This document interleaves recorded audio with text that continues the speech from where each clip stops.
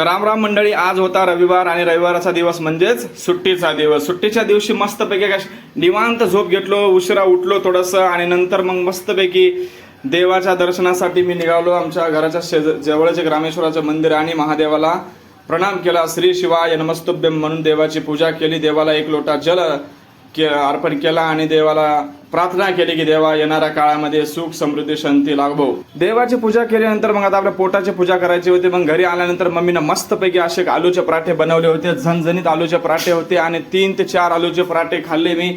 एक नंबर आलूचे पराठे केले होते. म्हणजे मम्मीनं मस्तपैकी दही आणि सॉस वगैरे घेऊन एक नंबर आलूचे पराठे. मी दर रविवारी काही ना काहीतरी वेगळे मी घरी बनवायलाच लावतो आणि मम्मीला सांगितलं मम्मी खूप सुंदर असे आलूचे पराठे बनलेले आहेत. तर मला माझा फेवरेट म्हणजे आलूचे पराठे. आलूचे पराठे खाल्यानंतर नंबर 1 आता 2 तास मी झोप घेणार होतो आणि नंबर 1 झोप घेतली. झोपेतून नंबर 1 उठल्यानंतर मग मस्तपैकी चहाची चुस्की मारली. नंतर आम्हाला जायचं होतं शॉपिंगला. नंतर मी माझी गाडी काढली आणि हे बघा तुमचा भाऊ कसा निघाला, डायरेक्ट ड्रायव्हिंग. तर मस्तपैकी ड्रायव्हिंग करत होतो. मस्तपैकी रोड पण खाली होता कारण की आज रविवार होता, MIDC ला सुट्टी होती. तर नंबर 1 पूर्ण असा मला पण एवढी काय गाडी अशी भारी येत नाही चालवता. हळूहळू मी पण गाडी चालवत होतो. नंतर मी माझ्या मम्मी आणि दीदी आणि माझी भाची लाडक्या भाचीला घेऊन मी पोहोचलो पिंपरीतल्या मूलचंद येते.